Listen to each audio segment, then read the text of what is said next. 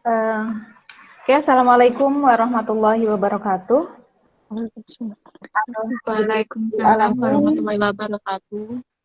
kita semuanya masih diberikan kesehatan oleh Allah Subhanahu wa Ta'ala, sehingga pada siang hari ini kita masih bisa bertemu, meskipun tidak secara langsung, dan mudah-mudahan kita selalu sehat dalam menjalani hari-hari ke depan. Dan alhamdulillah selamat bergabung kami ucapkan kepada Ibu Justisia Tri Purwasani dan Ibu Naila Firdausi. Beliau ini adalah teman-teman dari Manulife Manajemen Investasi, yang mana mungkin kita lebih banyak, mungkin lebih awal mengetahui kalau Manulife itu perusahaan asuransi gitu ya. Tapi ini bukan dari asuransinya, ini dari aset manajemennya atau dari manajer investasinya gitu. Nah, selamat datang, selamat bergabung, dan Ibu Justisia dan Ibu Naila nanti akan memberikan materi terkait dengan bagaimana investasi di reksadana syariah, yang mana kita tahu bahwa instrumen investasi di pasar modal itu jenisnya ada banyak, ada saham, ada sukuk, ada obligasi, dan juga ada reksadana. Nah, masing-masing dari instrumen investasi yang ada di pasar modal ini memiliki karakteristik yang berbeda-beda.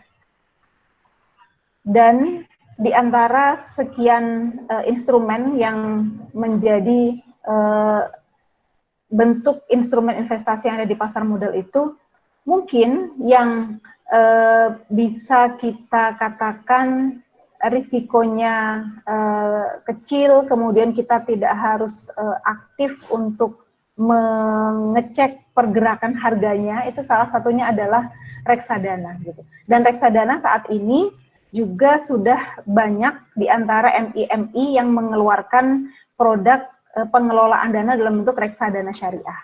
Nah, untuk itu tanpa berpanjang lebar, kami persilahkan untuk narasumber pertama, yaitu Ibu Justisia Tri Purwasani, untuk menyampaikan materinya. Sekilas tentang Bu Justisia ini, beliau adalah posisinya sebagai Director and Chief Legal di perusahaan Manulife Manajemen Investasi, dan beliau sudah bergabung dengan Manulife ini sejak tahun 2010. Dan Bu Justisia ini juga sekaligus sebagai kepala dari UPIS. UPIS ini berarti yang memfasilitasi terkait dengan reksadana syariah yang ada di Manulife. Kami persilahkan Ibu Justisia.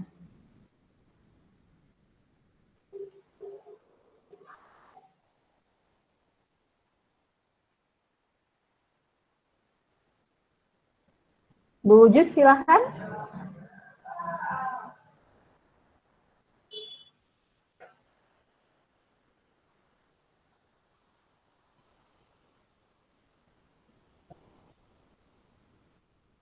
Halo Bu Just.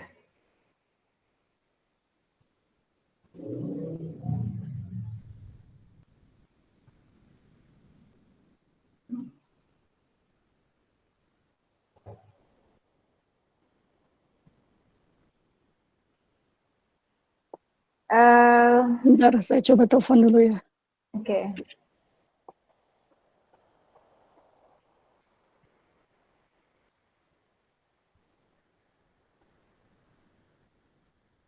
Ada kendala, Bu Just?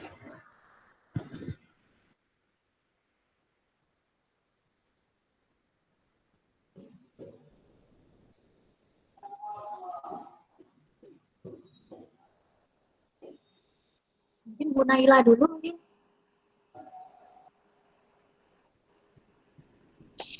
Iya, kayaknya saya deh, Bu. Ini soalnya ternyata internetnya tiba-tiba keputus, Bu Jusnya. Oh gitu. Ya, nggak apa-apa sih. Oke, kalau gitu silakan Bu Naila. Oke. Bismillahirrahmanirrahim. Assalamualaikum warahmatullahi wabarakatuh. Saya maaf kalau agak-agak serak, selain karena agak batuk, agak-agak grogi juga, jadi lumayan agak serak. Oke, mungkin saya perkenalkan diri dulu. Saya Naila Firdausi. Untuk di UPI saya bantu Ibu Jus. Sehari-harinya saya kredit analis, fixed income analis di Manulife Asset Management. Jadi saya dan teman saya kami punya 2 kredit analis, fixed income analis di Manulife.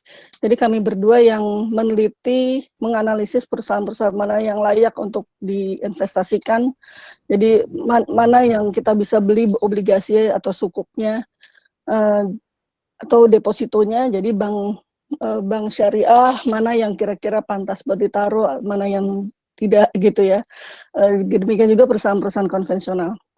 Oke, jadi ini karena Bu Jus mati terus, jadi kayaknya saya coba aja ya. Oke, silakan Bu Naila. Jadi kita tuh kadang-kadang kalau hidup ini suka menunda-nunda investasi gitu ya. Alasannya ada aja gitu, ada yang kita nggak tahu kenapa harus investasi, termasuk saya waktu masih mahasiswa.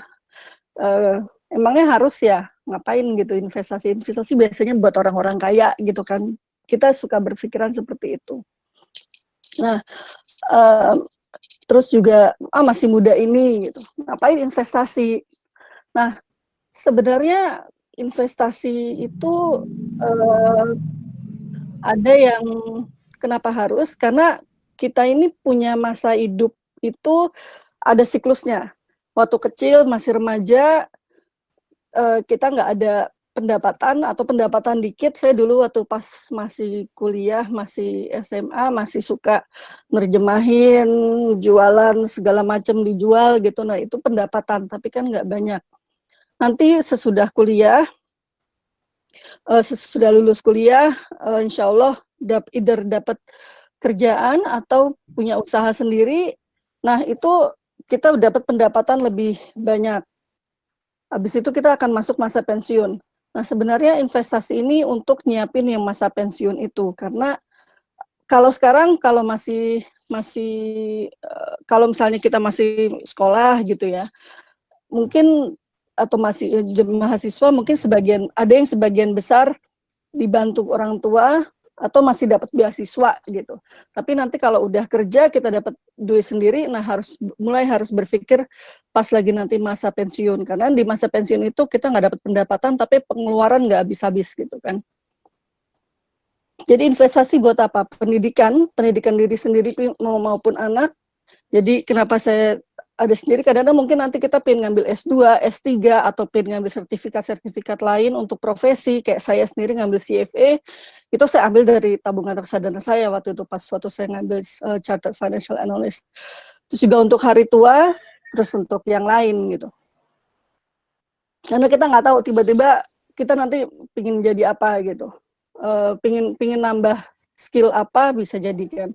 Atau kalau nanti sudah berkeluarga atau sekarang sudah berkeluarga, juga untuk anaknya. Ya. Nah, biaya pendidikan di Indonesia itu sekitar 10-15% per tahun sebenarnya naiknya. Jadi jauh lebih tinggi dibanding inflasi. Ini biaya pendidikan swasta. Tentu nggak semua kita masuk ke swasta, ada yang bisa masuk ke negeri, mau SMA sekolah negeri ataupun madrasah negeri, tapi kan nggak semuanya bisa masuk situ ya. Jadi ada yang alhamdulillah kalau bisa masuk ke negeri, jadi biayanya jauh lebih murah, apalagi bisa sampai gratis. Nah, ini sebenarnya kalau misalnya kita punya anak, udah harus tahu, kita bisa ngerencanain, kira-kira ada kebutuhannya, kalau sekarang anaknya baru lahir, berarti 5 tahun lagi, 7 tahun lagi, 13 tahun lagi, itu bakalan ada yang uang masuk, uang pangkal gitu ya. Jadi kayak sekarang gitu, kalau misalnya pendidikan kan nggak cuma SPP, tapi ada biaya transport, biaya buku, biaya macam-macam. Nah, Sekarang biaya pensiun. Ada 3 hal sebenarnya. Ini sebenarnya masih kejauhan kali ya buat kalau misalnya mahasiswa. Tapi waktu saya dulu sempat jadi wartawan di Bloomberg. Bloomberg itu kantor berita Amerika. Itu gitu saya diangkat jadi karyawan tetap. Yang pertama kali mereka sodorkan adalah formulir ikut reksadana. Formulir ikut nabung di reksadana. Jadi kalau saya naruh, perusahaan langsung top up gitu. Perusahaan juga ikutan naruh di reksadana saya. Karena basically waktu itu saya sebenarnya baru 20-an, nggak kepikiran buat pensiun. Cuman di situ saya baru nyadar bahwa ternyata ya harusnya udah mulai mikir kali ya untuk nanti kalau misalnya saya tiba-tiba pingin keluar, saya nggak tahan kerjaan saya gitu atau bagaimana. Nah, ada 3 hal yang utama yang menentukan besarnya. Jadi usia pensiunnya, kalau di Indonesia usia pensiunnya masih agak relatif lebih rendah, jadi 57 tahun ya, kalau nggak salah kebanyakan. Usia harapan hidup kita sekitar 65 atau 68, saya agak lupa, dan status pernikahan. Usia pensiun di Indonesia ini relatif rendah, 57. Kalau saya dulu masih kerja di perusahaan di Amerika, itu usia pensiunnya tuh 65. Jadi antara kalau misalnya kita berasumsi meninggalnya gitu ya, namanya kan one day we will all die gitu. Kalau meninggalnya 70 tahun, kalau usianya sampai 65 kan pensiunnya cuma 5 tahun gitu ya. Agak lumayan lega lah. Tapi kalau pensiunnya jadi 55 agak ribet. Terus status pernikahannya bagaimana? Apa sendiri? Kalau sendiri cost-nya nanti lebih pendek lebih sedikit dibanding yang pensiun bersama ada pasangan. Nah, sumber pendapatan masa pensiun, kalau jaminan sosial dari pemerintah kayaknya kita nggak ada. Manfaat pensiun, kalau kita dapat pensiun, yang PNS biasanya dapat. Dukungan keluarga yang punya anak, mudah-mudahan nanti anaknya pada berbakti semua, jadi pada mau membantu orang tuanya. Gaji dan upah selama pensiun bisa jadi buat kayak freelance atau jadi dosen dan rekan rumah tangga. Nah, ini kira-kira hitungan biaya pensiun yang dibutuhkan. Ini kalau pensiun ya. Kalau misalnya periode pensiun kita 180, harusnya itu kira-kira 180 kali. Ini hitungan yang gampang karena ini dia tidak ngitung dengan nggak ngitung dari inflasi. Sebenarnya kalau ngitung inflasi nilainya lebih besar dari ini. 15 ini adalah jangka waktu antara kita pensiun sampai kira-kira kita meninggal, itu kira-kira 15 tahun. Jumlah bulan dalam setahun ada 12, jadi itu 180. Pada saat kita pensiun, harusnya kita punya kira-kira simpanan paling nggak 180. Ini belum menghitungan inflasi. Jadi kalau kita menghitungkan inflasi, harusnya lebih dari 180. Ini hitungan kasarnya aja. Nah, kenapa sih kita selalu menunda investasi? Karena biasanya kita ngerasa bahwa investasi itu nggak cocok lah gitu.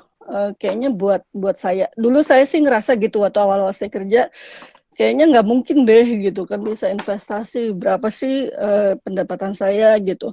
Apalagi dulu kan masih baru-baru kerja gitu ya, gajinya berapa gitu, masih kecil, gajinya di bawah UMR.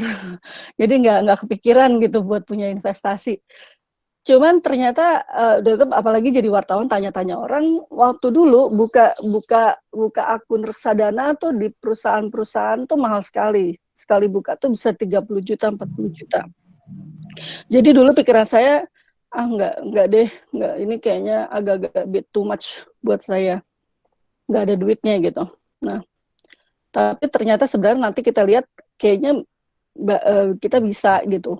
Nah, yang pertama kali sebelum itu kita harus tahu investasi itu yang kita bisa investasikan kan sebenarnya yang kita tidak konsumsi.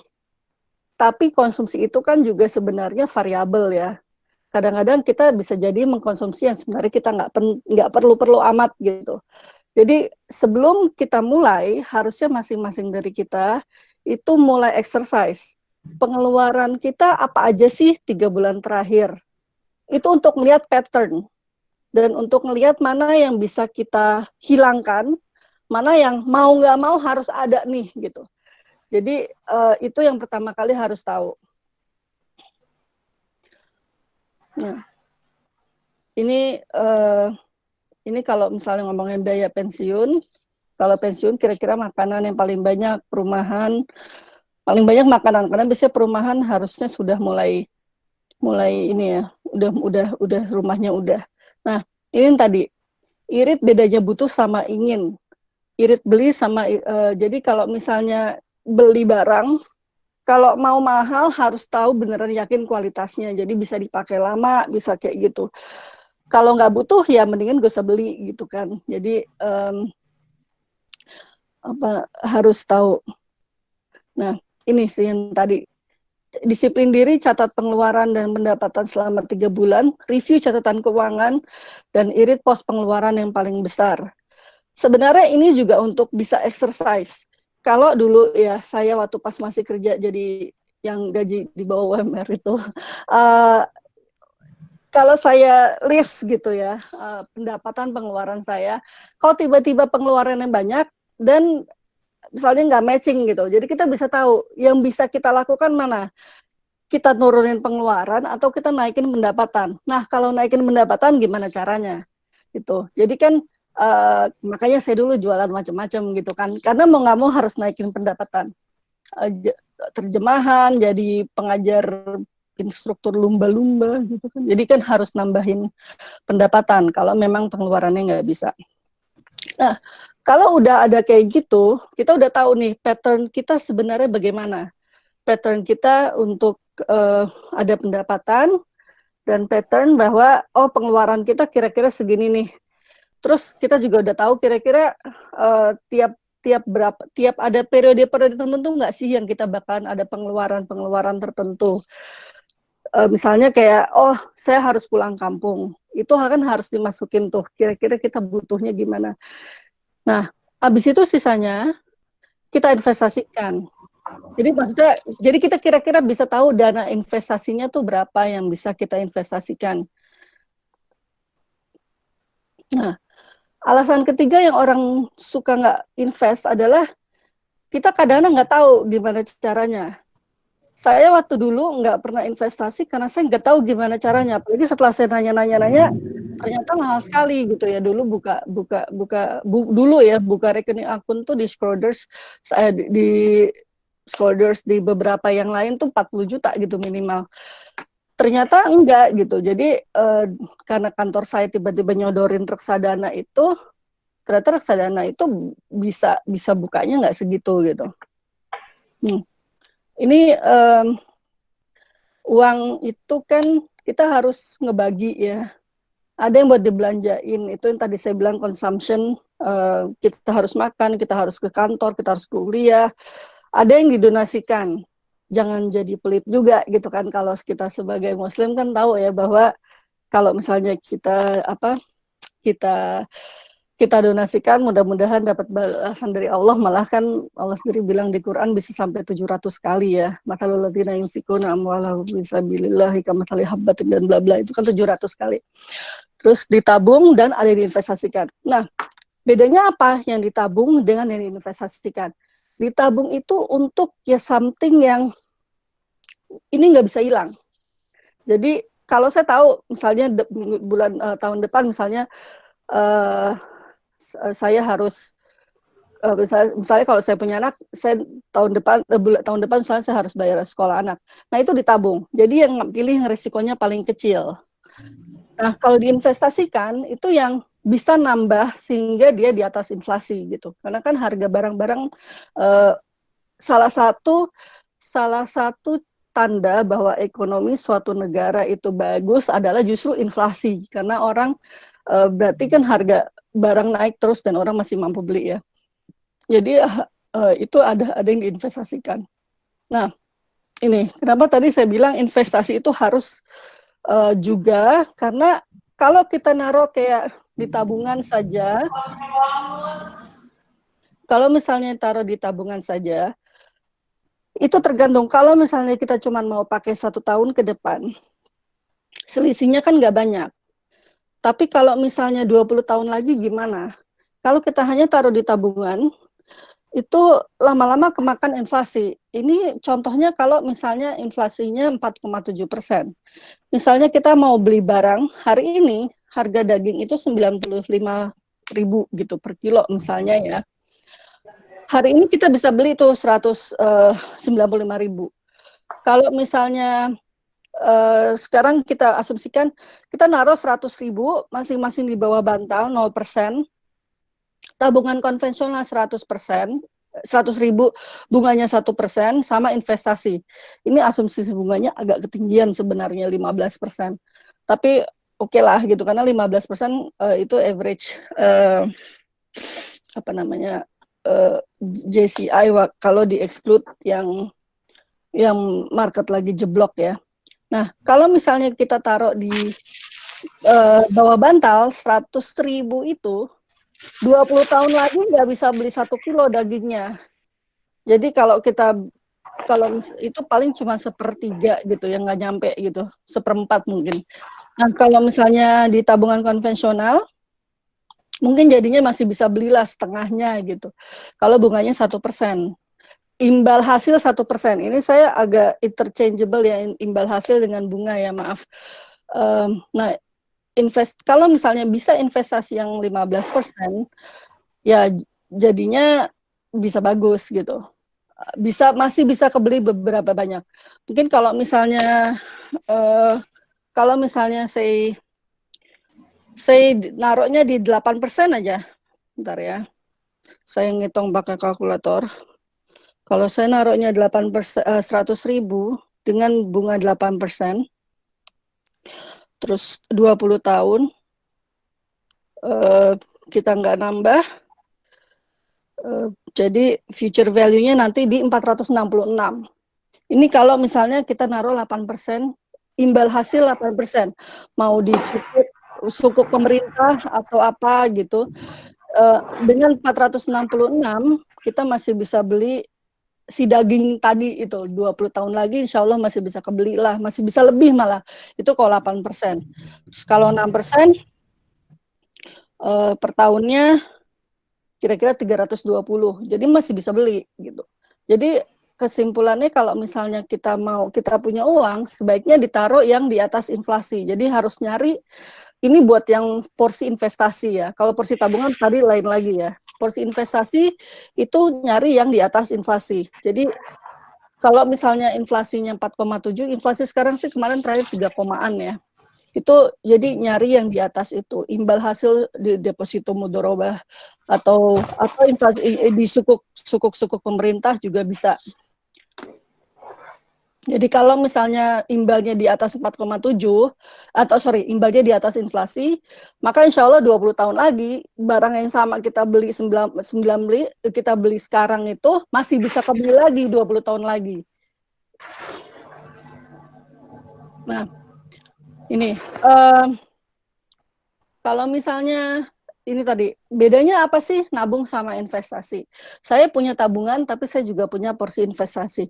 Nah, tabungan ini kita biasanya di bank yang kira-kira untuk protect jangka pendek gitu.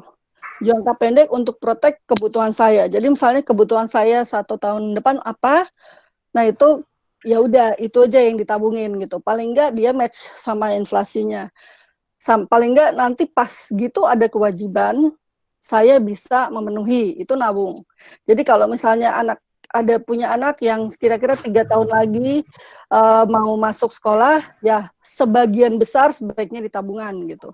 Baru sisanya mungkin investasi. Nah, investasi, tapi kalau masih buat dipakai, kayak saya punya apa, kayak misalnya teman saya gitu, kemarin baru lahiran. Nah, dia tuh mau mikir saya cuma butuh buat supaya ini dipakai kalau misalnya anak gua kuliah gitu. Kan itu masih berapa tahun lagi ya? 16 tahun lagi. ya 18 tahun lagi gitu. Nah, 17 tahun lagi. Nah, itu namanya porsi investasi. Jadi dia nyari-nyari tahu kira-kira kalau kuliah sekarang berapa ya kalau mau masuk universitas ini. Oh, segini. Ya udah, dia tabungin. Nah, itu udah nggak dilihat-lihat. Itu investasi buat nanti pas anaknya nanti kuliah. Nah, sekarang ada alternatif investasi tuh ada apa aja? Ini kalau tabungan tadi kita bilang nggak investasi ya, karena itu emang tabungan gitu. Jadi kayak imbalnya kecil itu untuk protect our liability, untuk melindungi kemampuan kita untuk membayar kewajiban yang jangka pendek gitu. Misalnya bayar sekolah anak gitu ya. Nah, kalau deposito ini deposito mau suku bunga apa, mau bank konvensional ataupun bank syariah, dia ini tidak dijamin sampai nilai 2 miliar kalau di Indonesia, tidak fluktuatif, tidak liquid, dana untuk penempatan ada minimum dananya. Tapi juga nggak terlalu gede-gede amat sih, misalnya 5 juta pas 10 juta tergantung banknya. Nah, kalau properti, kalau di Indonesia karena kita masih pertumbuhan penduduknya masih lumayan dan pertumbuhan kelas menengahnya masih terus naik, itu pertumbuhan capital gain itu tinggi kalau kita benar milih tempatnya. Kalau salah milih bisa amsyong juga sih. Tapi nggak enaknya naruh di properti ini.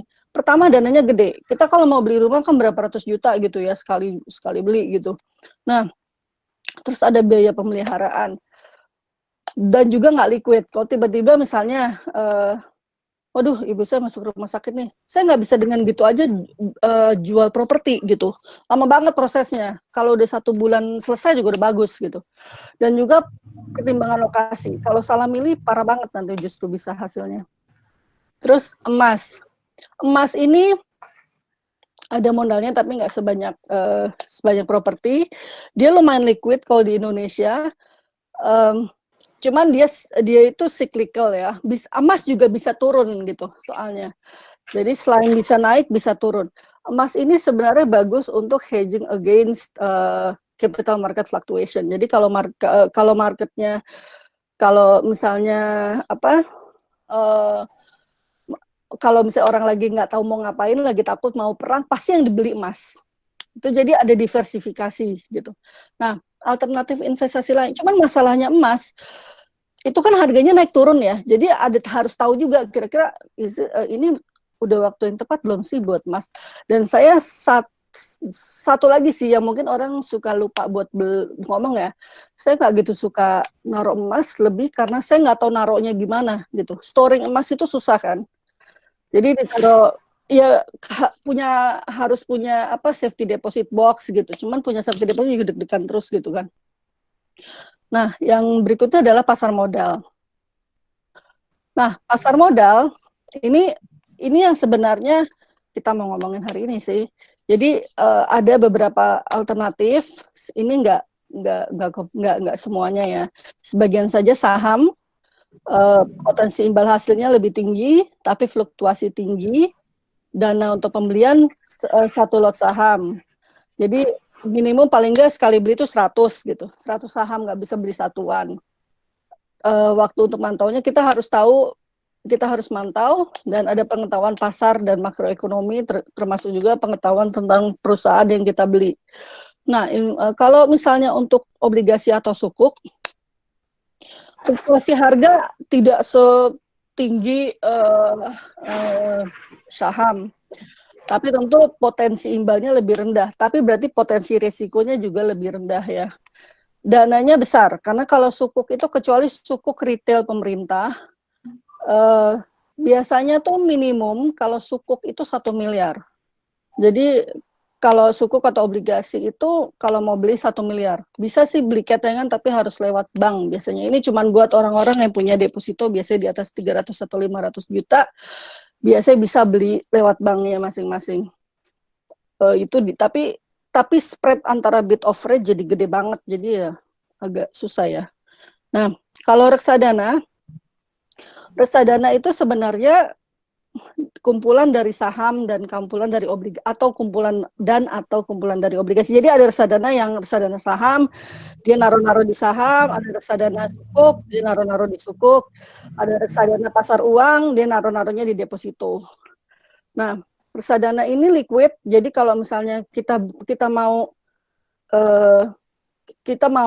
cairin 2 hari lagi gitu. Kita mau cairin, kita bisa cairin 2 hari lagi atau 3 hari lagi itu udah cair di kita. Minimum dananya cuma 10.000. Nah, ini dulu waktu saya masih jadi wartawan itu minimum pembelian tuh 100.000 dan minimum narok tuh kalau nggak salah 500.000 atau 300.000 gitu. Minimum buka minimum buka rekening. Tapi sekarang udah diturunin ke 10.000. Terus bedanya apa? Deposito sama reksadana, ya sama-sama di OJK, sama-sama ada bukti kepemilikan. Pencairan, nah kalau deposito, kalau misalnya kita punya uang 10 juta, kita punya pilihan, naruh di deposito atau naruh di reksadana. Itu terserah. Kalau kita tahu kira-kira butuh, ini kita ngomongin reksadana pasar uang. Kalau misalnya kita tahu kira-kira pencairannya kapan, dan gak bakal diapa-apain, apa naruh di deposito. Cuman kalau misalnya tiba-tiba nanti tiba-tiba mau sebelumnya kita cairin akan susah karena biasanya ada penalti. Ini agak, nah ini reksadana, ini returnnya segala macam ini saya buat waktu itu pas mau presentasi di Republika ya, waktu itu ada pelatihan juga di Republika. Jadi maaf belum sempat saya update. Ini by tanggal 23 Desember 2019. Jadi waktu itu suku bunga depositonya itu 6,1%. Nah itu return deposito kira-kira sekitar 4,9, obligasi yang di sebelahnya. Reksadana yang di sebelahnya.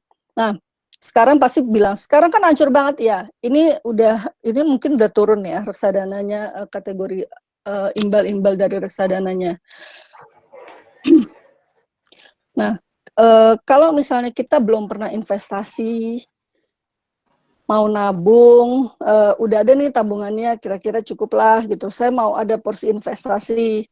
Tapi kalau bisa ya kita kan maunya investasinya bisa dicairin ya. Yang paling penting dari investasi, mau investasi apapun adalah likuiditas. Kita harus tahu kapan kita bisa keluar. Dalam arti gini, kalau misalnya kayak suka ditawarin ya, ikut investasi, misalnya nanam investasi bareng-bareng sama teman-teman gitu. Oh kita beli kebun, sawit gitu rame-rame. Kalau misalnya kita udah yakin sama temennya dan yakin itu uang nggak kepake, nggak apa-apa. Tapi kalau misalnya tiba-tiba nanti kita butuh itu uang, kan susah ya jualnya ya. Ke teman-teman juga belum tentu mau. Yang ada mereka banting harga gitu. So, tadinya bagian kita 50 juta, nggak bisa. Sekarang kita nggak bisa segitu. Ya, jangan-jangan malah cuma balik 20 juta. Gitu. Jadi bisa dicairkan kapan saja, exit strategi harus mikir, dan juga bisa ngalahin inflasi. Nah, gitu. Nah ini investasi yang cocok ya, bisa dicicil, karena kalau buat saya juga kalau saya disuruh beli rumah juga nggak mampu juga sih, kan gede banget ya harga rumah sekarang kan berapa 500 jutaan ya, itu kan mahal ya. Nah jadi aman, sama saya nggak mau terlalu capek-capek mikir, bisa cair kapan aja, sama ngalahin inflasi. Nah kalau misalnya reksadana, kalau di Manolles itu bilangnya kita kayak rujak. Kalau misalnya kenapa kalau dalam berinvestasi itu ada resiko yang inherent sama perusahaan-perusahaan yang kita beli, ada yang melekat sama perusahaan-perusahaan tersebut, ada resiko pasar. Nah, kalau reksadana ini itu kayak rujak. Jadi kalau misalnya kita mau ngebelin, kita lagi di depan tukang buah nih, di rumah ada 5 orang gitu ya. Kalau kita beliin 1 bengkoang aja, tiba-tiba sampai rumah harganya rasanya nggak enak, terus ternyata cuma 1 orang yang suka bengkoang, yang 4 kesel gitu ya. Kan susah ya. Jadi mendingan beliin rujak aja gitu, biar masing-masing dapat satu-satu gitu, dapat kecil-kecil sama dengan reksadana. Jadi kalau kita beli satu saham saja, misalnya kita taruh 100 juta di satu saham. Ya udah, bisa jadi keren banget. Bisa jadi tuh saham naik 4 kali lipat gitu. Wah, jadi 400 juta gitu kan. Nah, tapi bisa juga siapa tahu perusahaan tiba-tiba kenapa-napa, harga investasinya turun 50%, jadi tinggal 50 juta. Nah, itu resikonya jadi gede banget. Sementara kalau kita naruh di reksadana itu kan pool of funds. Jadi duitnya ditaruh ke manajemen investasi. Nanti manajemen investasi itu naruh di berbagai saham. Sama kayak kita beli rujak. Kenapa? Karena kalau misalnya kita naruh di berbagai saham, itu resikonya lebih rendah. Karena mungkin ada yang turun, misalnya kayak tadi ya turun 50%. Mungkin tadi ada yang turun 50%, ada yang turun cuma 5%, ada yang justru naik 20%. Jadi secara agregat, secara total, turunnya harusnya nggak sampai 50%. Gitu, karena ada bagian yang naik, ada bagian yang turun, ada yang tidak turun sebesar yang saham tertentu gitu. Jadi dia bisa lebih lebih mengurangi risiko turunnya gede banget gitu. Gitu ya. Jadi reksadana bisa ini juga sama kayak rujak. Kalau misalnya, oh ya, kalau di reksadana itu duit bapak-bapak, ibu-ibu itu nggak ditaruh di manajemen investasi, ditaruhnya tuh di bank kastedian. Jadi bisa kita nggak. Jadi kalau misalnya kita mau beli, kita juga ke kasdi, kita kirim instruksi ke broker, nanti kastedian yang bayar gitu. Sama dengan halnya kalau jual. Jadi itu duitnya bukan di kita, duitnya ada di bank kastedian. Dia mengadministrasi dana. Jadi itu good governance ya, karena orang yang membeli sama orang yang nyimpen tuh dua orang yang berbeda. Jadi kalau milih manajemen investasi harus yang udah pengalaman, terus memiliki izin OJK, pengetahuan pasar modal dan pengetahuan instrumen investasinya bagus. Oke. Nah, ini skema reksadana. Jadi kalau dari kita investor, kita naruh duit kita mau naruh di reksadana, kita masukin formulir reksadana. Nah itu uangnya dimasukin.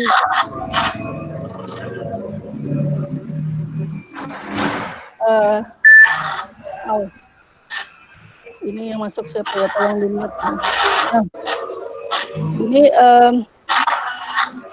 Ismaila, tolong di mute.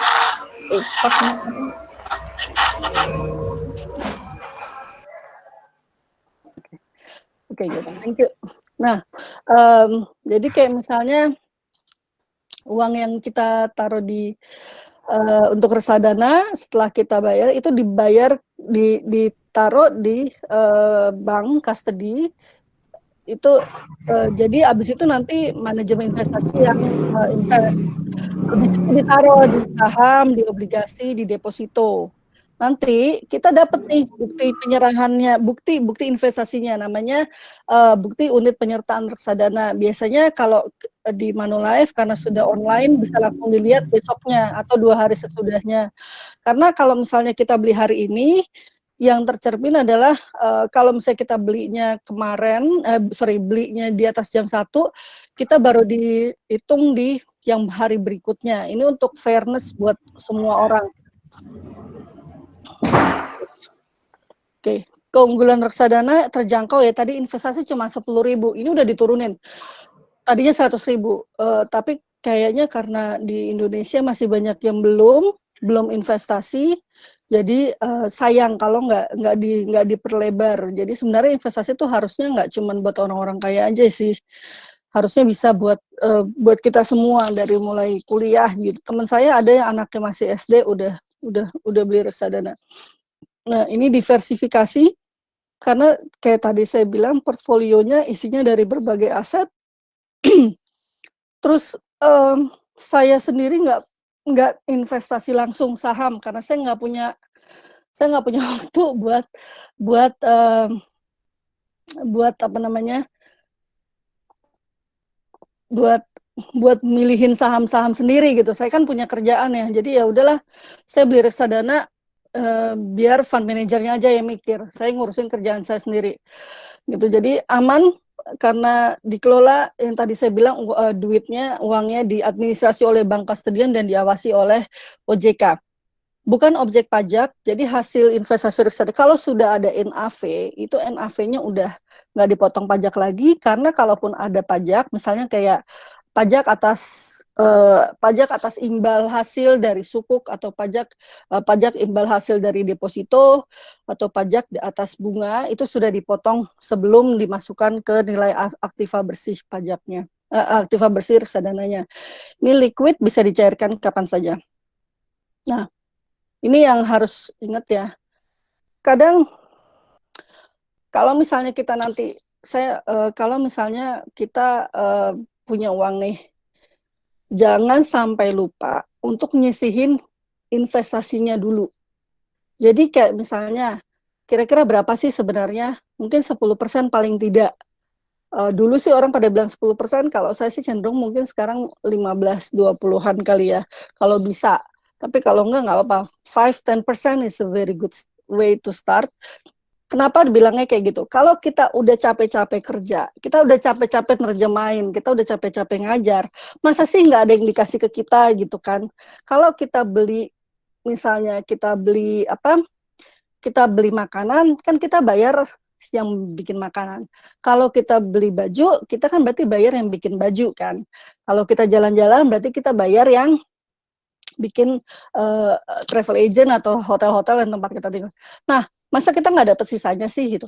Jangan sisanya, jadi harus sebagian di awal justru. Jadi investasi itu sebaiknya di depan. Jadi langsung dipotong aja sebelum gitu dapat penghasilan sebagian persen, sebagian sesudah dikurangi zakat, ya udah langsung bayar untuk investasi. Secara reguler lebih disiplin itu akan lebih gampang.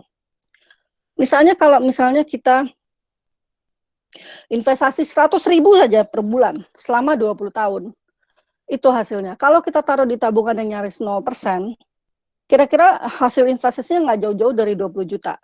Tapi kalau kita taruh di imbal hasil 5% per tahun, setelah 20 tahun akan 41 juta. Nah, kalau imbal hasilnya 10% per tahun, kira-kira bisa 75 juta. Ini 100%, 100.000 aja per bulan, rutin gitu selama 20 tahun. Nah, kalau misalnya tingkat imbal hasil 20% ini agak-agak susah ya, 20% ini ya. Cuman ya jadinya 310 juta. Jadi ini maksudnya kalau bisa nyari yang setinggi mungkin dengan risiko, tapi harus mikir risiko juga ya. Nah, ini risiko. Jadi kalau misalnya kalau seperti tadi saya bilang, investasi itu harusnya udah tahu tujuan investasinya apa dan jangka waktunya berapa lama. Jadi kalau misalnya sebelum tahu, kita kira-kira tahu nih, saya butuh duitnya kira-kira kapan?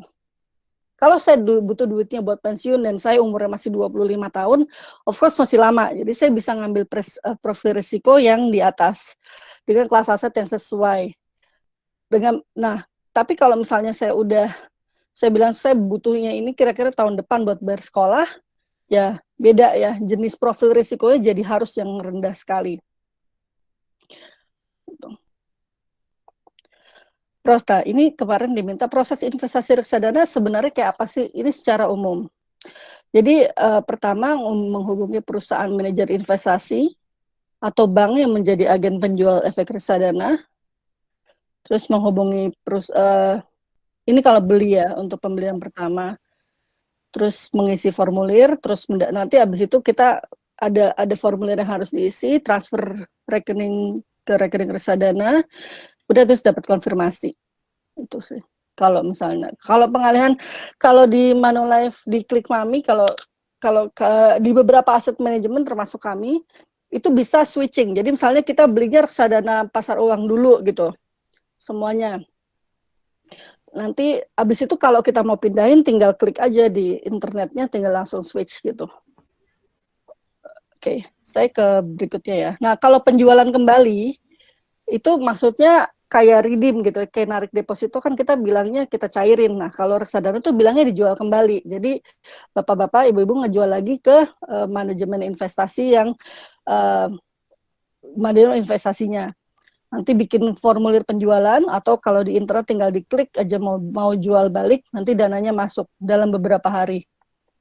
Nah, ini contohnya jenis-jenis ini di kami ya, karena susah kalau kayak saya harus nampilin seluruh house. Jadi ini kalau di Manulife, kita tuh punya yang di paling bawah itu, 3 yang paling bawah, Manulife Dana Kas 2, Manulife Indonesia Money Market Fund, sama Manulife Dana Kas Syariah, itu adalah namanya reksadana pasar uang. Nah, reksadana pasar uang itu, atau money market fund, adalah reksadana yang investasinya hanya dalam bentuk deposito atau surat utang yang jatuh temponya di bawah 1 tahun. Jadi misalnya sukuk di bawah 1 tahun gitu. Itu baru bisa ditaruh di sebagai money market fund. Yang berikutnya adalah Manulife Syariah Sukuk Indonesia. Jadi kalau ada reksadana berbasis sukuk itu naik ya. Ini semakin naik ke atas itu risikonya semakin tinggi. Jadi yang paling bawah itu yang paling rendah, yang relatively kayaknya nggak mungkin turun gitu. Bisa sih turun, tapi so far sih enggak ya. Jadi masih positif. Ini yang buat saya bilang tadi tabungan. Jadi kalau misalnya udah deh saya nggak mau investasi capek-capek, saya cuma mau pengganti tabungan, pengganti deposito. Nah ini. Jadi namanya money market fund itu adalah pengganti tabungan, pengganti deposito. Jadi supaya Bapak Ibu itu kalau misalkan kalau deposito juga kalau seperti tadi yang saya bilang, kalau kita tahu kita nggak bakal apa-apain duitnya, nggak apa-apa taruh di deposito. Tapi kalau tiba-tiba nggak yakin nih, wah jangan-jangan nanti 6 bulan lagi saya harus ambil nih, jangan taruh deposito yang 12 bulan gitu. Karena kalau nanti ditarik di 6 bulan itu kena penalti, malah jadi langsung hilang tuh imbal hasilnya. Nah, kalau misalnya Manulife, jadi ada semakin ke atas itu semakin naik ya. The prompt strategy to suppress deceleration rate of economic. To suppress pricing, I don't think money is this. Oke, yang kedua itu kalau kita punya kita punya US dollar fund gitu ya, tempat yang lain juga ada. Nah, yang justru banyak itu adalah yang kalau yang syariah, kalau yang di luar biasanya syariah. Oke, ini yang buat US dollar. Sebenarnya kenapa US dollar? Karena siapa tahu nanti kita butuh investasi yang kita siapa tahu memang ada kebutuhan US dollar, misalnya punya anak, kita udah punya cita-cita anak nanti saya mau 10 tahun lagi saya mau ngambil master di luar negeri gitu, atau saya mau 10 tahun lagi anak saya sekolah di luar negeri. Nah itu kalau kita nggak protect agak susah ya, karena ada currency mismatch. Dengan cara gini currency mismatch-nya bisa dikurangin. Nah ini kalau untuk variasi syariah. Jadi ada di kami sekarang udah lengkap, ada reksadana syariah, reksadana kas, pasar uang, ada sukuk, ada Manulife Syariah Sektoral Amanah. Ini untuk yang untuk yang saham. Nah kalau US dollar fund-nya ada 2, ada Syariah Global Dividend Dollar sama Syariah Asia Pasifik. Jadi kalau Global Dividend Dollar itu yang ditaruh adalah saham-saham dengan yang memberikan dividen. Jadi dividen yield fund sebenarnya kalau kita bilang. Nah, oke, saya lanjut langsung aja ya ke reksadana syariah. Nanti habis itu kita tanya-tanya ya. Biar Oke, silakan Bu Naila. Oke. Ini kayaknya kalau anak UIN kayaknya udah canggih nih. Saya ulang apa harus saya ituin juga ya. Jadi nggak mau. Ya kalau misalnya lihat fikih gitu ya, kan ada dua ngebaginya ya, ibadah sama muamalah. Nah kalau ibadah itu yang mengatur hubungan antara kita dengan Allah Subhanahu Wa Taala, itu semua nggak boleh kecuali yang ada perintah atau ketentuannya kan, kayak sholat kan, shollu kama ra'aitumuni usolli gitu kan Rasulullah SAW bilang. Nah kalau misalnya untuk yang muamalah seperti halnya di pasar di syariah pasar modal itu mengatur hubungan antara sesama manusia berarti semua boleh kecuali jelas ada larangannya kan, yang apa al-aslu fil muamalatil ibahah illa yadullah dalilu ala tahrimiha. Jadi itu ya. Jadi kalau saya sering sekali ditanya, emang ini ada dalilnya, emang ada contohnya gitu ya, zaman Nabi. Enggak, pertanyaannya kalau kita mau kalau urusan muamalah, pertanyaannya emang nggak boleh ya? Gitu. Kalau boleh ya lanjut aja. Jadi yang dicegah adalah melakukan yang dilarang. Kalau yang di muamalah. Nah, ini untuk prinsip syariah di pasar modal, kita semua berdasarkan fatwa Dewan Syariah Nasional. Jadi kita melakukan sepanjang fatwa, dan fatwa itu tidak bertentangan peraturan OJK. Karena fatwa karena yang hukum positifnya buat kami adalah peraturan OJK. Jadi yang diatur itu penawaran umum efek, perdagangan, pengelolaan investasi syariah, itu semua ada diatur di peraturan OJK hubungan dengan syariah. Nah, landasan dibolehkannya reksadana syariah. Jadi kalau ngomongin akad ya, ini saya kayaknya lupa masukin akadnya. Kalau misalnya orang suka nanya, emang akadnya apaan sih gitu? Kenapa dibilangnya reksadana syariah itu boleh? Kalau saham itu kan antara pemegang investasi, antara kumpulan pemegang investasi dengan perusahaannya itu kan akadnya mudharabah ya. Tapi kalau misalnya antar pemegang sahamnya jadinya kan syirkah musahamah. Nah, karena syirkah musahamah itu makanya boleh diperjualbelikan. Itu yang reksadana, itu yang saham. Nah, kalau misalnya sukuk ya akadnya tergantung sukuknya ya. Ada yang ijaroh, ada yang mudharabah, ada yang musyarakah, ada yang wakalah bil istismar, ada yang sukuk wakalah. Nah, kalau reksadana sendiri akadnya itu sebenarnya wakalah bil ujroh. Jadi kami sebagai wakil, manajer investasi sebagai wakil itu melakukan investasi atas nama para investor, sahibul malnya gitu. Jadi untuk itu kami dapat namanya ujroh, dapat fee. Tapi seluruh keuntungan juga kalau rugi itu milik investor. Kami cuma dapat fee-nya aja. Nah, fee yang tadi kita udah tahu ya, reksadana ada yang murah, ada yang sangat rendah risikonya, ada yang sangat tinggi risikonya. Nah, biasanya semakin rendah risikonya itu fee ke kitanya jadi kecil banget. Jadi makanya jangan khawatir. Apa ya, cuma naruh di deposito doang dapat ujroh? Enggak, ujrohnya kecil kok. Kalau yang apa reksadana pasar uang itu pasti fee-nya kecil sekali. Jadi semakin tinggi dia akan semakin risiko, karena fund manajernya juga akan semakin pusing untuk memilih. Gitu. Jadi nah ini Dewan Pengawas Syariah. Jadi ada bedanya ini sih, sama konvensional kan nggak ada Dewan Pengawas Syariah ya. Jadi fund manager di guide sama investment guidelines terus udah. Nah kalau misalnya di reksadana syariah itu ada DPS. Selain juga investment guideline tentu saja.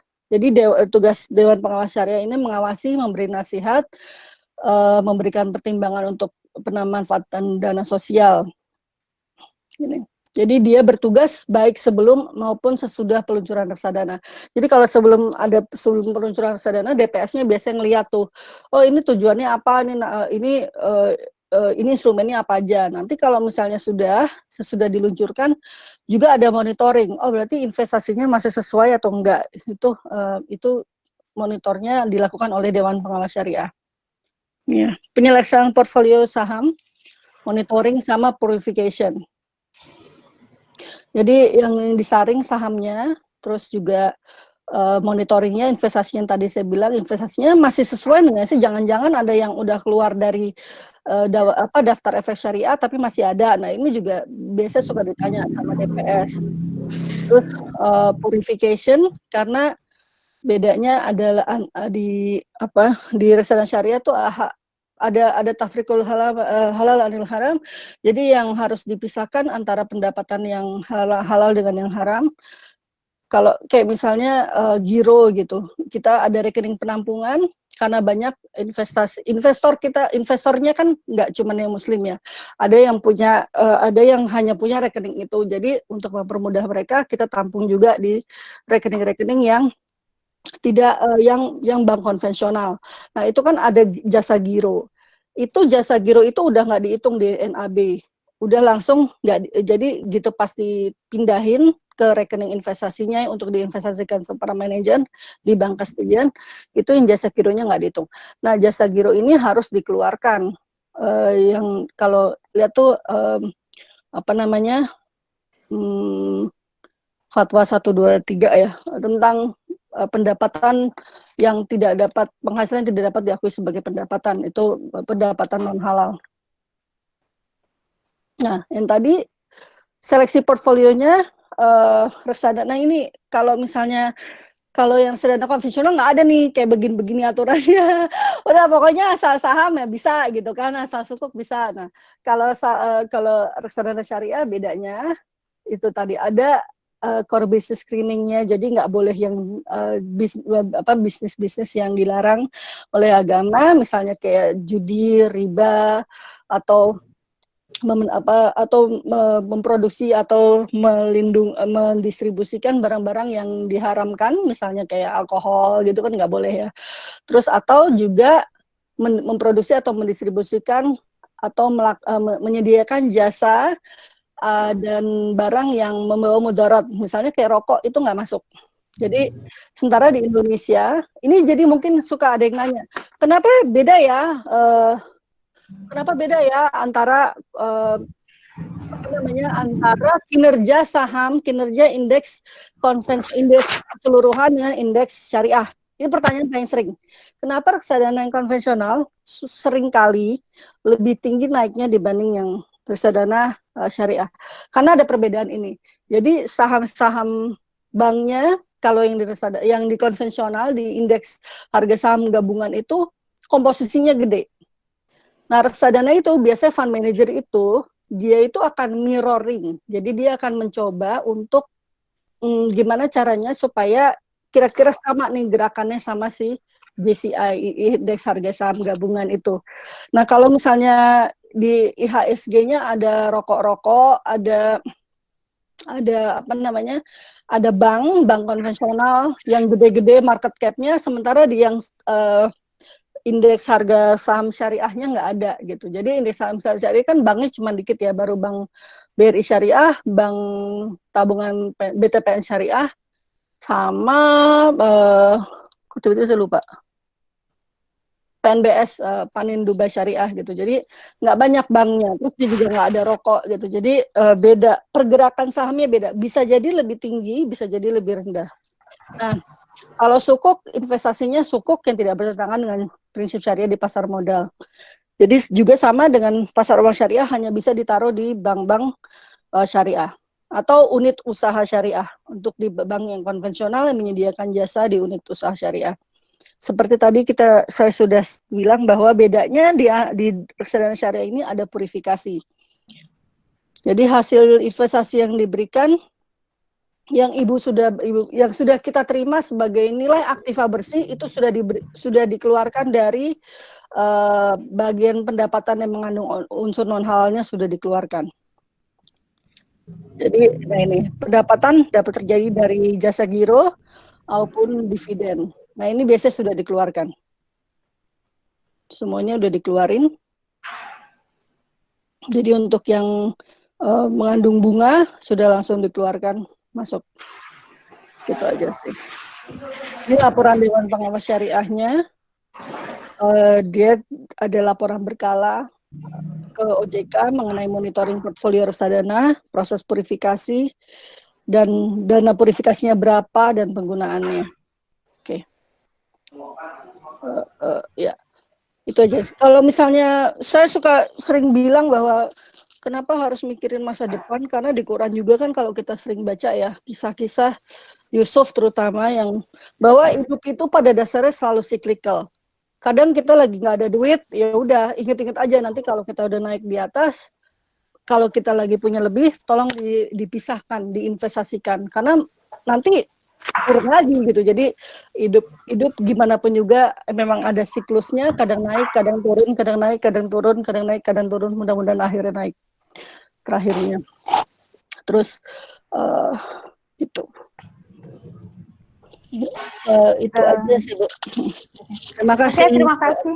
Terima kasih Bu Naila sudah menyampaikan materinya secara keseluruhan yang tadinya dibagi dua dengan Bu Justisia, tapi ternyata ada kendala. Meskipun sekarang sebetulnya Bu Justisia sudah bergabung dengan kita, mungkin nanti bisa dilanjutkan ditanya jawab dengan Bu Jus. Jadi intinya yang bisa saya garis bawahi di sini bahwa investasi itu adalah sesuatu yang penting untuk kita pikirkan karena hidup kita bersifat siklikal gitu.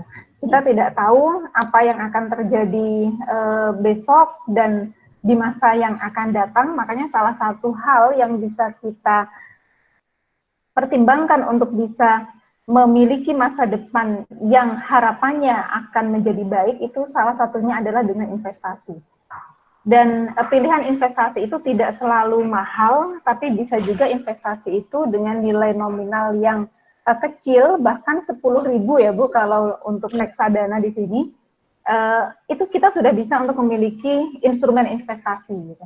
Dan juga kelebihannya untuk di reksadana ini, kita tidak harus punya keahlian gitu ya untuk mengontrol ataupun mengecek setiap saat pergerakan NAB-nya atau NAV-nya gitu, tapi kita bisa percayakan kepada MI-nya sebagai manajer investasi.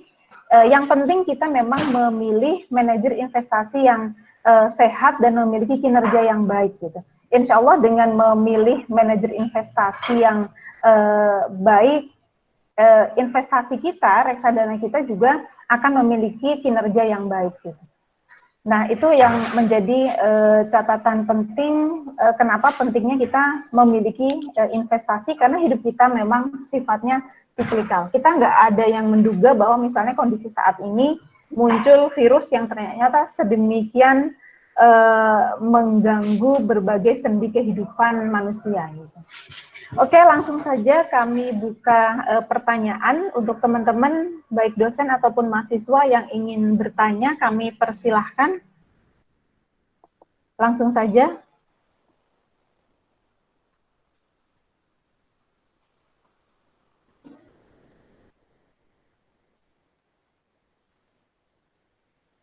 Ya, silahkan untuk teman-teman ataupun teman mahasiswa maupun dosen, kami persilahkan untuk yang ingin bertanya.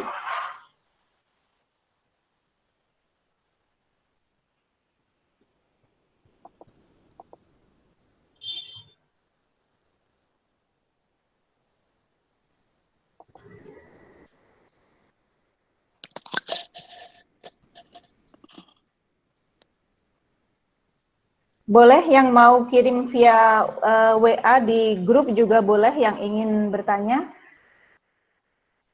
Tapi sekarang silakan langsung saja yang ingin bertanya.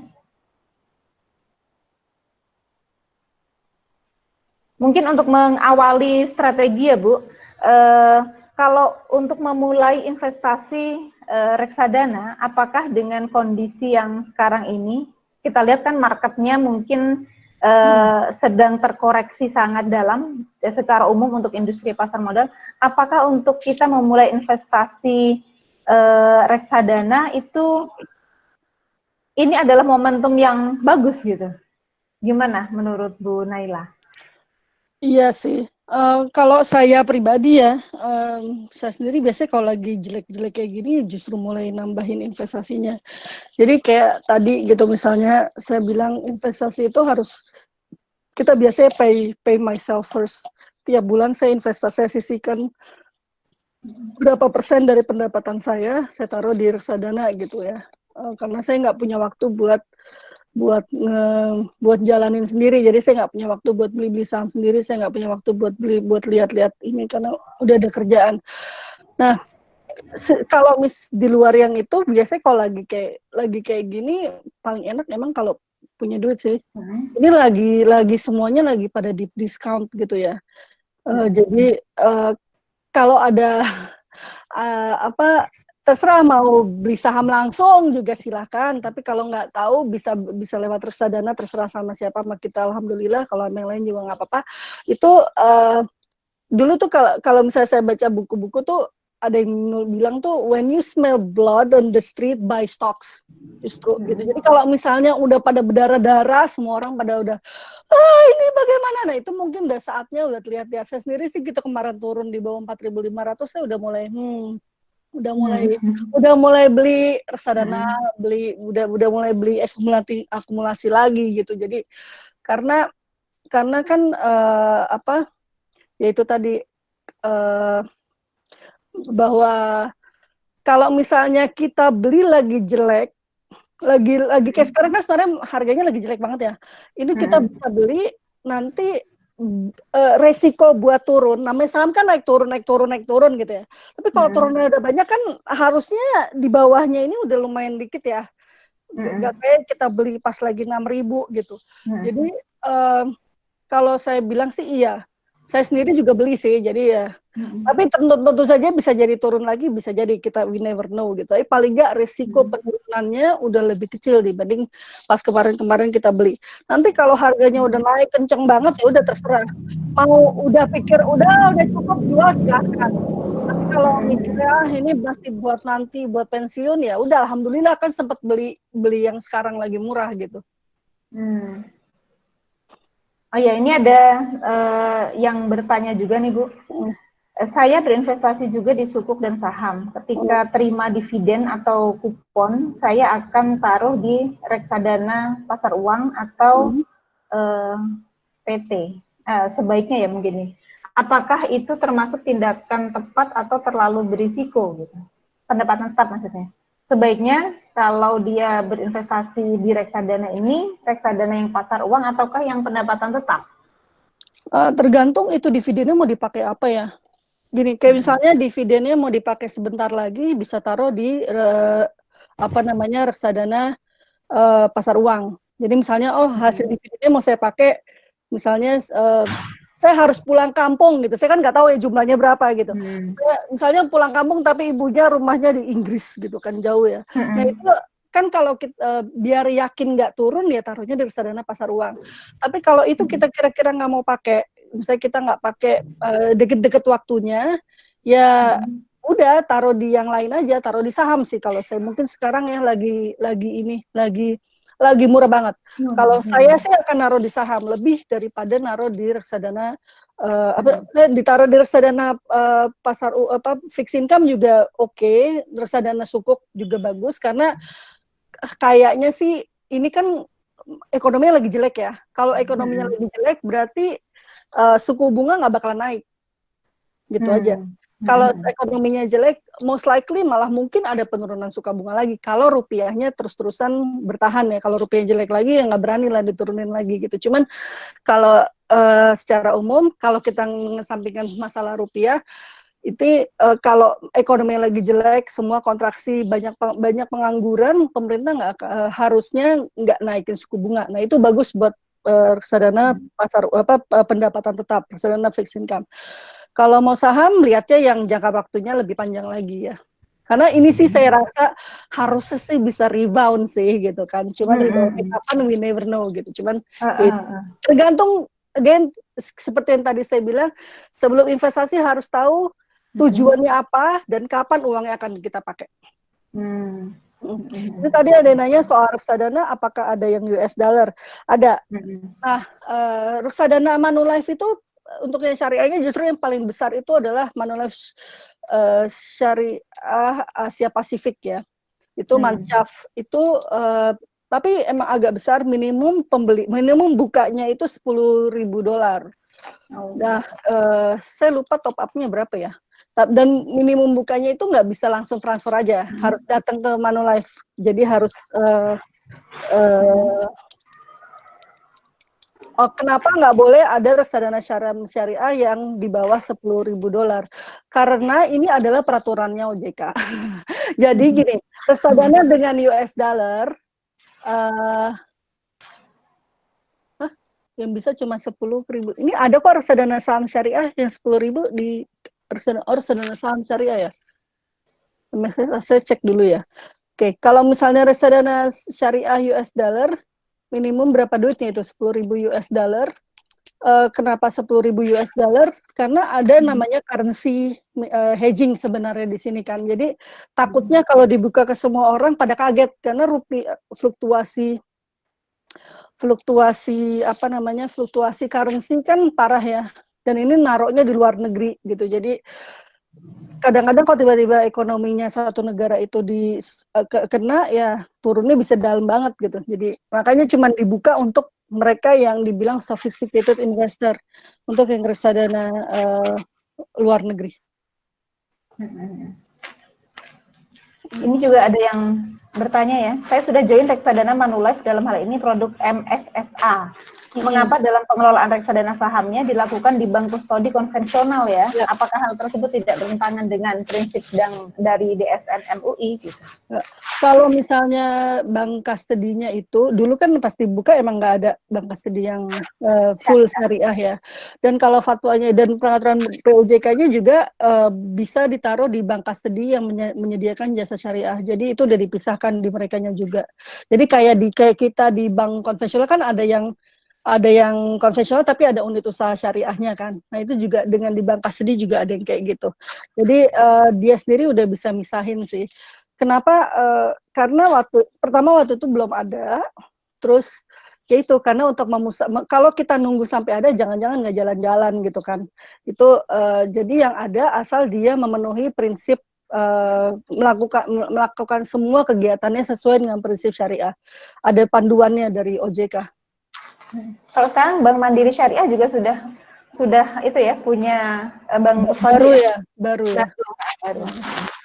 Terus pertanyaan yang berikutnya nih. Saat ini saya perhatikan NAB dari MSSA sedang turun. Apakah saat ini merupakan momen yang bagus untuk subscription atau didiamkan aja? Apa didiamkan? Kalau saya mau bilang semuanya ya, mau MSS apa enggak, kalau punya duit saham beli aja. Karena tergantung kapan, tergantung horizon investasinya berapa lama. Kalau horizon investasinya masih lama, misalnya masih kira-kira, ini kan kayak krisis gini mungkin paling, kita nggak tahu berapa lama sih, cuman harusnya sih kalau gitu baliknya bisa cepat sekali, karena turunnya terlalu cepat. Jadi kalau ngelihat investasi itu kalau naikin turunnya kecepatan biasanya baliknya juga cepat gitu. Nah, kalau saya sih cenderung ya either didiemin atau beli sih gitu. Karena kalau jangan dijual gitu. Karena kalau dijual kan realize loss ya. Mendingan juga kalau punya duit lebih ya dibeli. Kalau ya saya sih bilang sama teman-teman saya kalau punya duit lebih yang bisa diinvestasikan beli. Tentu harus diingat porsi duit yang tadi ya, ada yang bagian ditabung buat konsumsi dan jaga-jaga, ada porsi investasi. Ini saya ngomongin hanya porsi investasi ya. Terus ada lagi yang bertanya, earning yang kita dapat di reksadana pasar uang itu dari mana ya? Maksudnya imbal hasil yang kita dapat. Kalau reksadana pasar uang kan dia naruhnya di deposito bank syariah sama obligasi atau sukuk, ini ngomongin syariah ya, sukuk yang jangka waktu jatuh temponya di bawah 1 tahun. Jadi kita milih-milih itu. Jadi sebenarnya kalau reksadana pasar uang itu dia tuh kayak buat enhance kita daripada kita naruh di tabungan yang bunganya 0% atau 1% itu udah bagus banget deh. Kayaknya nggak ada deh bank yang naruh 1% lagi tabungan. Mendingan taruh di reksadana pasar uang karena biasanya lebih bagus. Jadi imbal hasilnya dari deposito mudharabah. Cuman bedanya gini ya, kan kalau saya naruh di BTN syariah gitu ya, saya paling bisa dapat counter rate doang kan. Ini kalau saya pribadi, saya paling bisa naruh counter rate doang, berapa 5% gitu sekarang mungkin. Cuman kalau manajer investasi itu kan duitnya gede. Jadi teman saya yang fund manajernya, dia punya capability dengan duit yang gede ini untuk nego sama banknya. Dia bisa dapat special rate namanya. Makanya bisa lebih tinggi. Kayak gitu. Nah, ada yang bertanya juga nih. Menurut Ibu, apa saja yang dihadapi oleh apa saja risiko yang dihadapi oleh investor dan bagaimana cara memperkecil risiko investasi yang terjadi? Apalagi kalau dilihat dengan kondisi perekonomian saat ini. Karena kan nggak ada instrumen investasi yang tanpa risiko gitu. Ya, kalau risiko, ya benar sih, kalau emang nggak ada risiko ya, kalau mau ada risiko ya nggak ada risiko ya tabungan ya, karena itu kan dijamin, itu juga cuma sampai 2 miliar. Kalau di atas 2 miliar, kalau banknya kenapa-napa juga kan ya bisa kacau juga.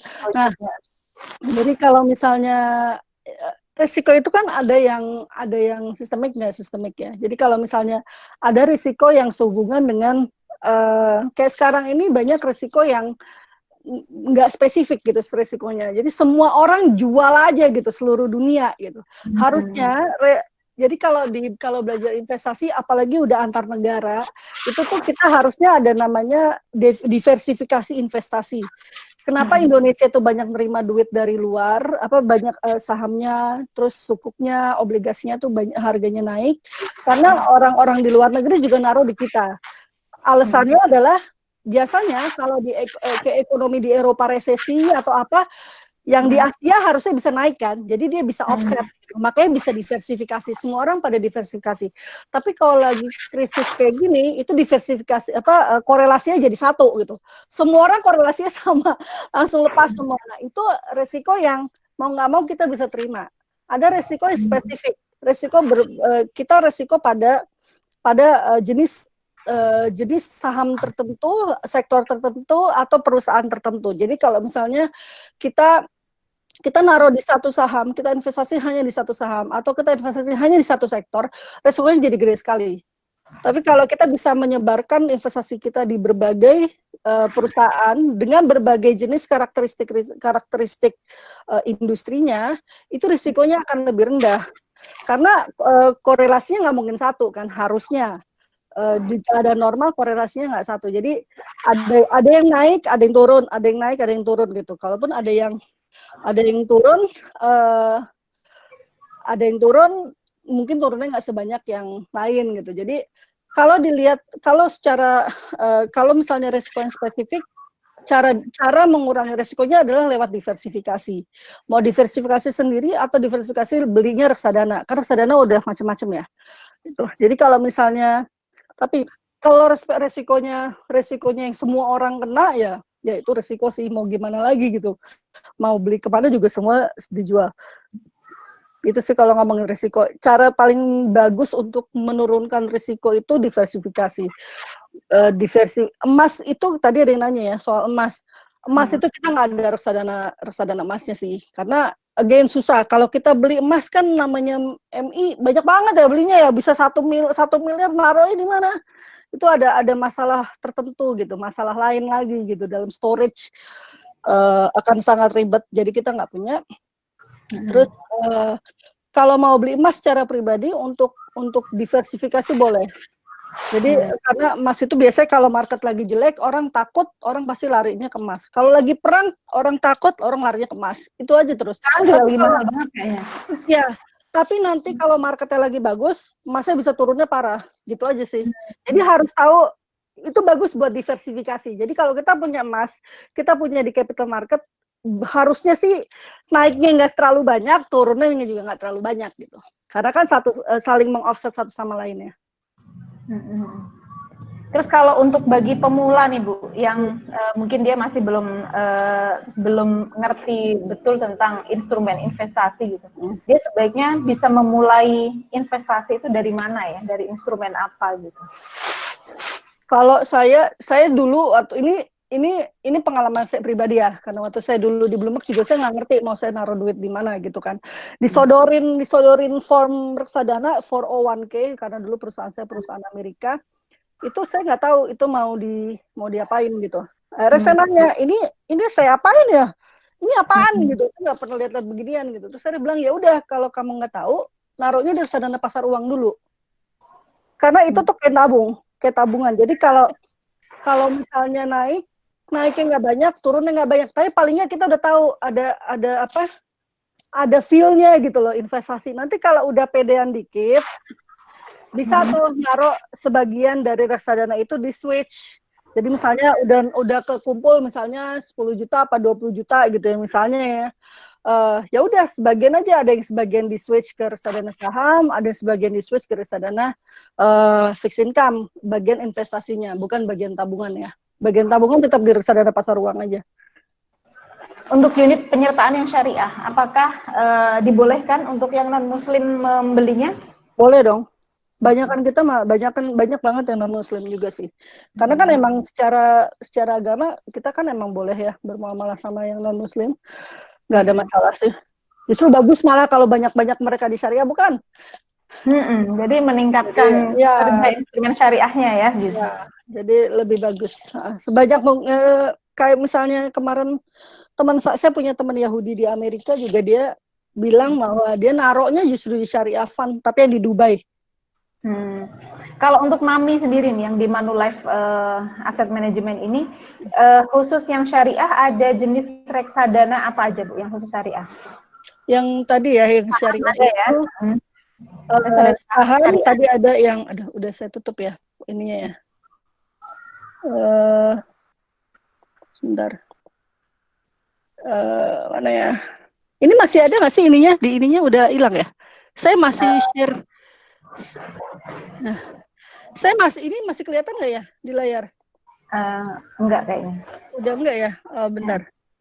Kalau gitu bentar. Mana ya? Ups.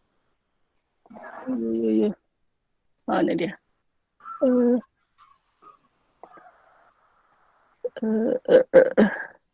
Sama ini juga Bu, ada yang tanya nih, kalau misalnya kan investasinya di reksadana syariah saham. Nah, berarti kan portofolionya itu isinya saham. Nah, saham itu kan ada bagian keuntungan dalam bentuk dividen. Nah, itu kalau ketika portofolionya sahamnya itu membagikan dividen, apakah itu masuk juga ke NAV atau gimana tuh perhitungan untuk dividen? Ini ya, kalau misalnya dia dibagi dividen langsung masuk di roll up ke dividennya. Jadi kita nggak bagiin, langsung diinvestasikan kembali.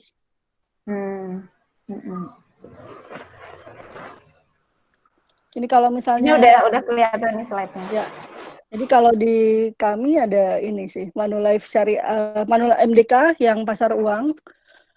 Itu ditaruhnya di, kebetulan saya sendiri yang milihin untuk naruh di bank-banknya, sama naruh di, kalau berikutnya sukuk juga sama, naruh di naruh di sukuk-sukuk yang ada banyak sukuk pemerintah juga, ada juga sebagian sukuk korporasi tapi belum banyak ya sukuk korporasi. Nah yang ketiga ada Manulife Syariah Sektoral Amanah, itu untuk yang saham. Nah kalau yang US Dollar Fund, Asia Pasifik sama Global Dividend Dollar AS ini baru nih yang Global Dividend. Yang paling ini sih Asia Pasifik ya, lumayan banyak banget, berapa triliun gitu udah AUM ya. Paling gede di kita untuk yang reksadana syariah justru yang dari luar, yang US Dollar. Nah itu banyak yang non Muslim juga sih, karena emang oke sama US dia US Dollar ya buat orang-orang yang punya rencana buat sekolah ke luar negeri atau nyekolahin anaknya ke luar negeri, itu lumayan buat ditaruh sebagai salah satu hedging, salah satu planning strateginya. Oke, ini sudah jam 14.24, masih ada yang mau bertanya? Atau mungkin gini Bu, untuk closing statement, kalau misalnya kita ingin berinvestasi pada reksadana, katakanlah di Manulife Investment Management ini, kita bisa memulai awal itu dengan cara seperti apa? Paling gampang sih kalau saya buka Klik Mami ya. Online ya Bu itu ya? online, itu klik Mami, buka di situ, apa tuh tadi pertanyaannya? Filenya bisa di-share. Silakan sih kalau mau share. Nah, ya buka di www.klikmami, ID apa com ya? Saya juga lupa. Sebentar. Klikmami. Klikmami.com itu ada reksadana, itu masuk dari situ. Ada yang daftar online reksadana Manulife, bisa langsung dari situ. Berkasnya harus disiapkan apa Bu? Nanti biasanya sih yang penting KTP ya, foto, sama apa ya, diikutin aja di situ nanti ada. Minimal deposit awal mungkin berapa? Deposit awal tuh tergantung reksadananya, ada yang 100.000, ada yang 10.000. Kalau yang Manulife Dana Kas Syariah itu 10.000 ya. Oh gitu. Berarti memang sedikit-sedikitnya itu dengan 10.000 bisa ya untuk mulai berinvestasi di reksadana ya. Yeah. Apakah ada report kinerja reksadananya setiap bulan sekali misalnya atau ada gimana? nanti di email. Oh. Jadi ada yang di email, dan sebenarnya sih kalau mau kapanpun lihat bisa. Jadi dimasuk nanti kan dapat login satu-satu ya. Dia dapat login satu, nanti bisa lihat kita dapat sekarang saat ini berapa gitu. Tapi harga yang tertampil saat ini adalah harga penutupan sebelumnya ya, jadi sehari sebelumnya. Itu NAV sehari sebelumnya. Okay. Dari www.klikmami.com itu apa namanya, bisa dilihat itu sih. Ya, ini ada yang tanya, apakah Mami ini bisa di-download di Play Store gitu? Kayaknya belum sih. Bentar ya. Belum ya? Seingat saya belum, tapi bisa juga beli lewat, tadi ada yang nanya ya lewat Bibit, ya kita udah ada di Bibit. Iya. Kita udah ada di Bibit juga sih, kalau misalnya udah punya account Bibit bisa. Oke. Kalau mau lewat kami langsung juga bisa. Soalnya saya nggak bisa bilang datang aja ke kantor, lagi nggak bisa, nggak boleh ada orang. Jadi kayaknya lebih gampang lihat dari website aja. Oke. Sudah jam 14.27, sepertinya sudah cukup ya. Mungkin pertanyaan semuanya juga sudah dijawab oleh narasumber hari ini. Mudah-mudahan apa yang disampaikan oleh Bu Naila bisa dipahami oleh kita semua dan mulai terbuka wawasan dan pengetahuan kita terkait dengan investasi, bahwa investasi itu tidak harus mahal, investasi bisa juga murah, dan investasi yang syariah pun itu juga sudah banyak pilihannya saat ini. Dan kalau kita bisa memulai untuk berinvestasi pada reksadana syariah, itu juga bisa kita mulai dengan nilai atau nominal yang sangat kecil, tergantung pilihan reksadana syariahnya apa. Jadi mudah-mudahan seminar hari ini bisa bermanfaat untuk kita semua, dan terima kasih banyak Bu Naila dan Bu Justisia yang sudah memberikan dan berbagi ilmunya pada sore hari ini.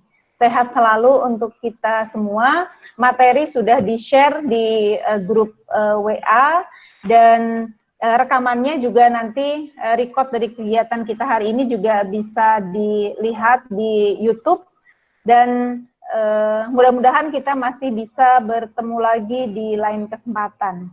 Terima kasih banyak, mohon maaf atas segala kekurangan atau kendala yang terjadi pada hari ini. Mudah-mudahan kita terus sehat dan tetap di rumah. Terima kasih. Wassalamualaikum warahmatullahi wabarakatuh. Waalaikumsalam warahmatullahi wabarakatuh.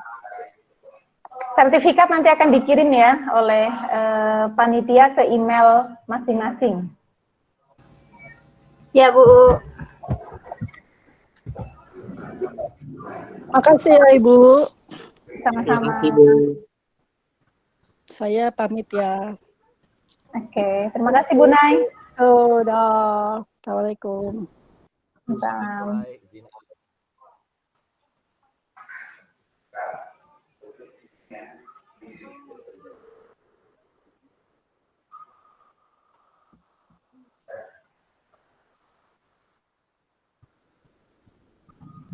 Thank you, Ibu. Terima kasih, Bu. Oke.